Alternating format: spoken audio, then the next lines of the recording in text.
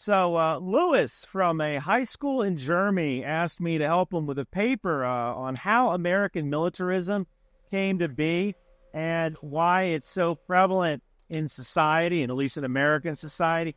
This video is going to be a little different because I'm not reading from a prepared script.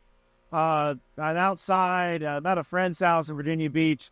So I'm just going to come outside, have a cup of my morning coffee and a cigar, and kind of talk you through this. So I'm not going to have as many cuts and graphs as I usually do. So here are the questions. How the military is viewed and treated in America, how its service members are viewed, how that culture plays into recruiting, also how it changed before I was in, during, when I was in, and afterwards, how prevalent is anti-military rhetoric. Do I see Ukraine changing people's views about the U.S. military? How did the Monroe Doctrine and an isolationist approach to foreign policy turn into the modern U.S. interventionist policy? That's probably a question for a history guy, but I'll give it a shot. How did events like 9/11 and the policy changes it brought change the culture and militarism? Why is the U.S. society so militaristic, and why do people cheer for flyovers, cheer for the Army football team, and thank veterans for their service in stores? Last but not least, I'd like to know why you joined. All right. So to start, how the military is viewed and treated. In America, patriotism, it's not considered a bad thing. I mean, flags fly everywhere, on houses, on boats. And the other thing is, like, everyone kind of becomes an American. Now, people call America a great melting pot. Really, I think it's like a great fruit salad, right? You know, you join, but you still kind of keep a little bit of your own culture. And that's why, like yesterday, I went to a baseball game and I had tacos. Well, normally at an American baseball game, you have a hot dog, right? But I see nothing wrong with having tacos at a baseball game. A couple of years back, there was a guy who said, if you let Mexican immigrants into America, there'll be a taco truck in every corner. If you don't do something about it, you're going to have taco trucks every corner. And I thought, wow, I want to live in that town. That sounds great to have a taco truck in every corner. I have an Indian friend of mine who guy came to America from India. He's a software engineer. And this guy, he lives in Texas now. Now he wears a cowboy hat. He carries a gun. Like he turned into an American, right? So I think that how the military is treated and viewed, I mean, we're treated pretty well, and it's viewed pretty positively. I think the confidence in the U.S. military is around 60%. And part of that might be how we handle disaster relief in America. A lot of disaster relief is handled by the National Guard, which is kind of like the state army in America. I think England used to call it, the UK used to call it the Territorial Army. Poland has its own Territorial Army. So in the United States, every state has its own militia, has its own army. It's called the National Guard. And whenever there's a national disaster or a riot or a flood, the National Guard is called out. And when you see the National Guard that you're going to be okay. The National Guard will come to rescue you with their trucks, with their helicopters. And you even see that in movies like Battle Los Angeles, where they call out the National Guard, or War of the Worlds, where the National Guard fought the aliens. So I think it's that. I think a lot of it might also come from World War II, and how, like, at least when I was growing up, and I'm Gen X, everybody knew somebody who had a grandfather or even a grandmother who served in the war. And then they got the stories, right? That generation is slowly dying, or actually rapidly dying. A lot of them are in their 90s, late 90s right now. And I think that Americans kind of romanticize military service because of that time in World War II. And World War II really didn't touch us. We had these two oceans on both sides of us. And if you lived in Germany, you were being bombed. If you lived in England, you were being bombed. If you lived in Japan, you were being bombed. So I think America kind of had that, I guess, cognitive dissonance of saying, like, oh, we're the heroes of World War II. We didn't really feel any of the consequences of World War II other than the casualties. Next question is, how does America view its service members? Usually pretty well. A lot of businesses give military discounts. I personally give a discount on Buckner branding. Go there, buy a T-shirt. A lot of cool stuff. And if you're in the military, I give you 10% off. Some people don't view the military positively. That's actually one problem I have living in the Washington, D.C. area with dating. Washington, D.C. tends to be a fairly liberal town. So if you have any kind of familiarity with a gun, you're automatically viewed with suspicion. A lot of people think that if you were in the military, you're a conservative automatically. Some women won't date veterans or gun owners or anyone who has any kind of knowledge of how a firearm works. So there are some people who just kind of don't like military guys just in general. But for the most part, I would say in some cases, I think the military is fetishized, especially the Marine Corps. And I love Marines too, but the Marine Corps has a lot of good branding, right? But at an individual level, if you say, oh, I was a soldier, that's usually viewed pretty positively. During the global war on terror, people used to say that they hate the war, but they respect the troops. And that's kind of one thing that kind of came up. I'm against the war, but I'm for the troops. And I think a lot of that might have come from guilt about Vietnam. I know that there's this general consensus that during the Vietnam War and after the Vietnam War, we didn't treat our returning servicemen that well because the war was very unpopular. College-age people didn't have to join as long as they were still in school, and that led to this stratification where if you had the money to stay in school, you could avoid draft service essentially indefinitely. And there were even professors who would intentionally not flunk people because they were afraid that person would have to go to Vietnam.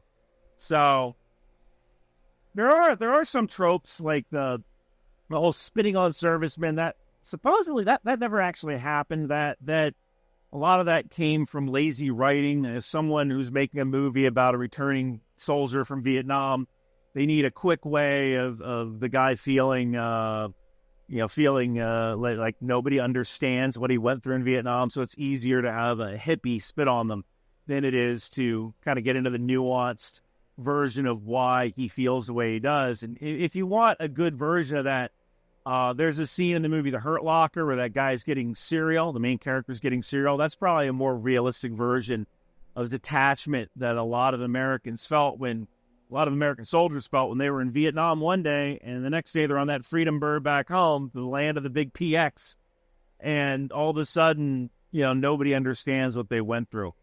But I think for the most part, most people view servicemen pretty positively. How culture plays into recruiting. So the Marine Corps probably has the highest rate of joining for culture. The Army is something you did. It's not really something you are. So from a cultural standpoint, I think that people tend to respect what troops do, and the troops themselves, they join for all sorts of reasons. And I guess I'll get into that get into that, further down. But Americans, they tend to be very independent and self-sufficient. There's a culture of joining because of family tradition, but a lot of that is dying. In some cases, people who served in Iraq and Afghanistan do not want their kids to join the military because they did not have a good time. But there's also this notion, that freedom or that level of independence of joining the military to challenge yourself. You look at someone like David Goggins. I want to be a SEAL because I want to be the best. People join the Marines because they want to be the elite. People become an airborne ranger because they want to say, I was an airborne ranger, right?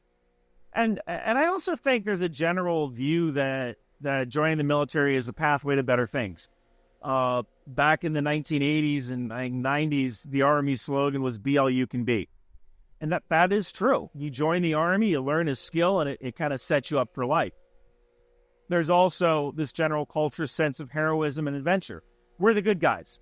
We're going to come in and we're going to stop these bad guys from doing bad things.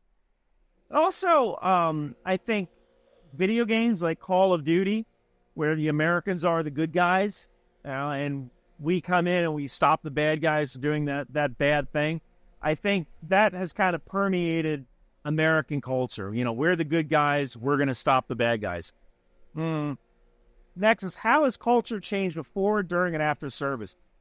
I really don't think it's changed that much. I think that fewer people are joining because of family tradition, either because those World War II vets are dying off, and some people, like I said, who served in Iraq and Afghanistan, they don't want their kids to join.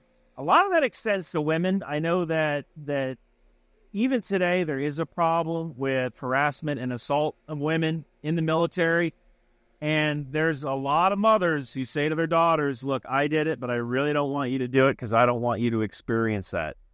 The last survey that I know of said that 47% of soldiers joined because of patriotism, 43% joined for the college money or to learn a trade, and then 10% joined out of desperation to get a job.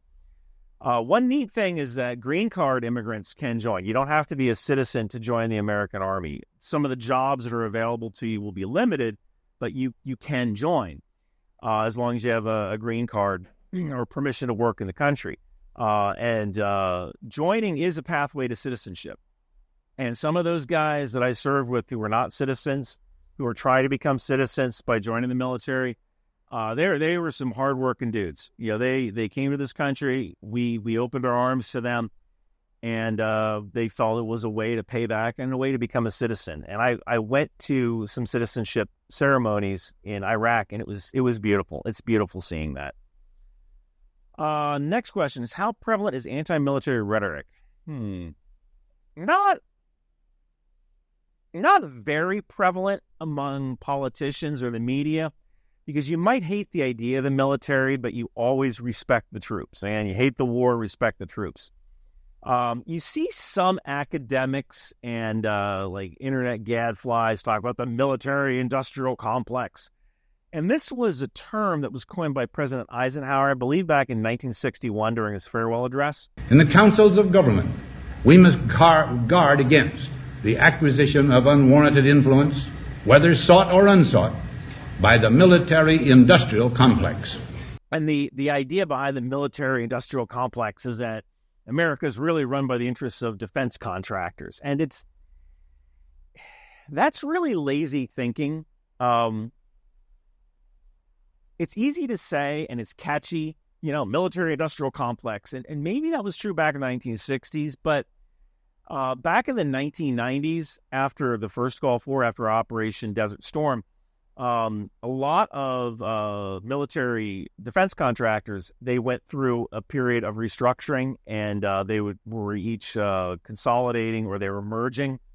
A lot of bases were closed under BRAC, or the Base Realignment and Closure Commission.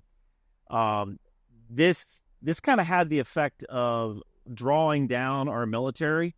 And so I guess, by drawing down our military, there's less military footprint, fewer people know about the military, and you need fewer defense contractors. That's why Lockheed and Martin Marietta, which are two different companies, joined together. That's why Northrop and Grumman, which are two different companies, joined together. There was just fewer military dollars to go around. America spends about $363 million on national defense, but that's only I want to say it's 13% of our budget. And that doesn't mean we buy equipment and ammo with that money. We buy fuel, we buy leases, we buy software licenses. Just because we have $363 billion doesn't mean we're buying planes and tanks. There's all sorts of other stuff we have to buy. We have to pay. Troops get paid every on the first or the first and the 15th of every month. So there's a lot of money that's sloshing around, but not all of it goes to defense contractors. Lockheed Martin made, it was $8.5 billion in profits in 2023, and Apple made $97 billion in profits. So, if you're if you're a politician and there's two lobbyists in your office and one lobbyist is from Lockheed Martin, the other lobbyist is from Apple, who are you inviting into your office first, right? So when it comes to people not respecting the military or anti-military rhetoric, you still hear that military-industrial complex, but that's usually from people who are academics and they've never looked at a stock chart, or it's people with low critical thinking skills. Do you see Ukraine changing people's views of the U.S. military? Not really. Ukraine is kind of a foreign concept to a lot of people because America is protected by two massive oceans. Maybe some in the defense community are looking at, well, definitely some people in the defense community are looking at Ukraine and going, we need to pivot from COIN, which is counterinsurgency operations, to LISCO, which is large-scale combat operations. We need to pivot more to drones, and we are doing those things. But I think in general, just the average person, Ukraine isn't on their mind every day. How did the Monroe Doctrine and an isolationist approach to foreign policy turn into the modern U.S. interventionist policy? All right, well, so I am not a big thinker. I was a platoon sergeant and a first sergeant, which is literally the drive-through manager at a Burger King.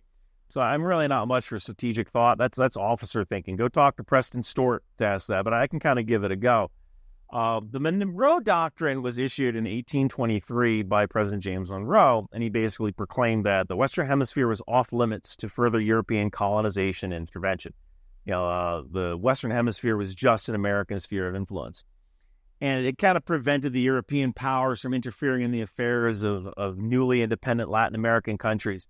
It also, back during 1982, during the Falklands conflict, that was a kind of a weird conflict because Britain was our ally, but at the same time, we had this policy of foreign powers shouldn't intervene. So when Britain had to go to war in the Falklands, we were flying back and forth between England and Argentina trying to stop this war. I think that when World War II came along, we could afford to have an isolationist policy during the early stages of World War I. And when World War II came along, we were essentially the only country that wasn't being bombed.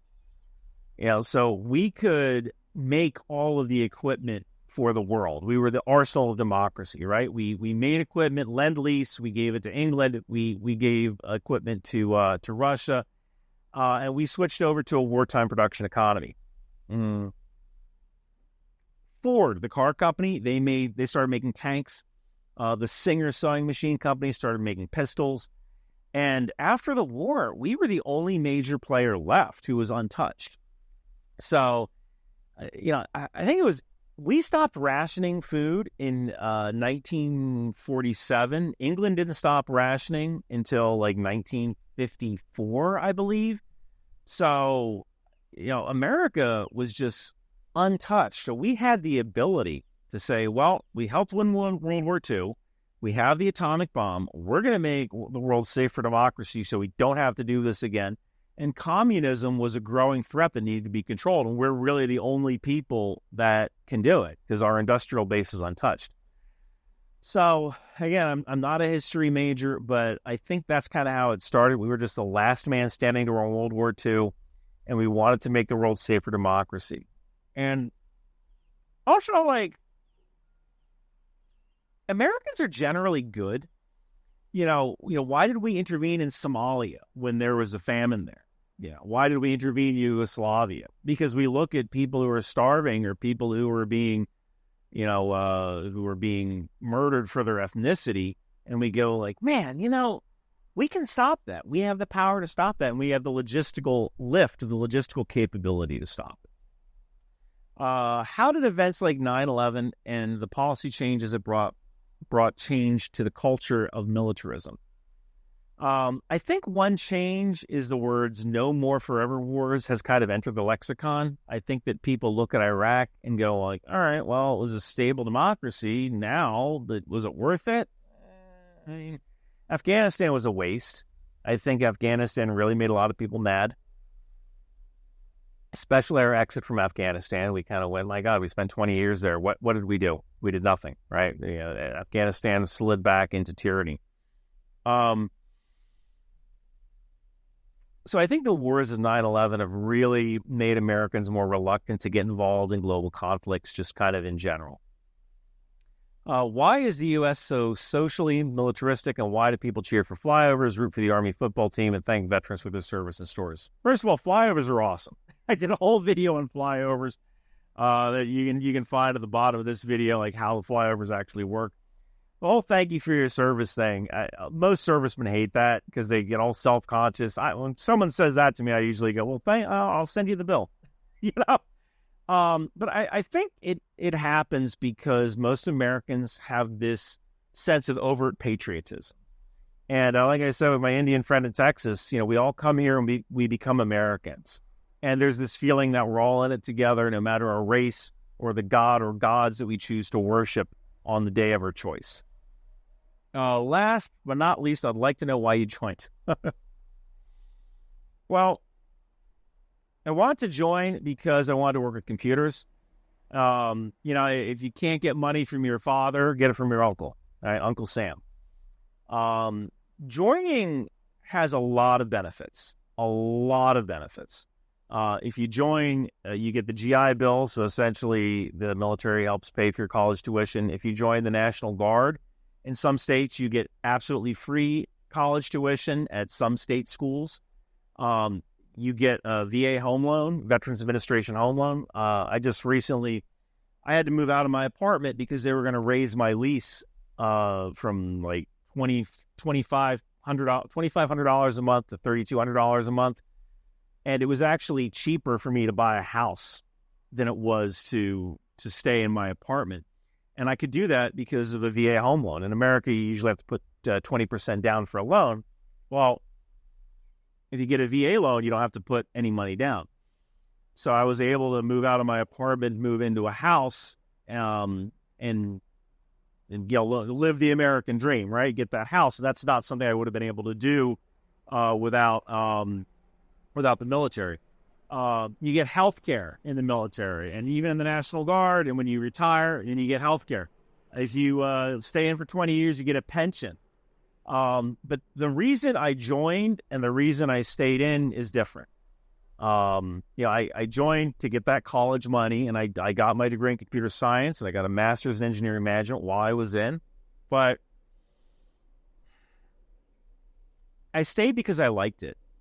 I stayed because, it was, at the time, it was really the only thing I was ever really good at. And I often joke that I was a marginal NCO, and I wasn't like a guy who was like, yeah, airborne ranger, I want to go to all the schools. I really wanted to be the best tactical and technical heavy weapons guy that I could possibly be. And eventually I became an infantry instructor, and I was really good at that. And I liked the fact that I was good at something. I was good at explaining how things worked and how to do different things. I was a good instructor. So I stayed until I became a first sergeant, and then I was sitting on my butt all day turning red cells green on a spreadsheet, and I was like, yeah, this isn't what I want. So that's but I guess, I joined because I wanted the college money. I wanted a career in computers, and eventually I got that career until I threw it all away to do YouTube. So, Lewis, I hope I answered your questions, and I hope you get an A in your paper. And for everyone at home, thank you guys so much for watching.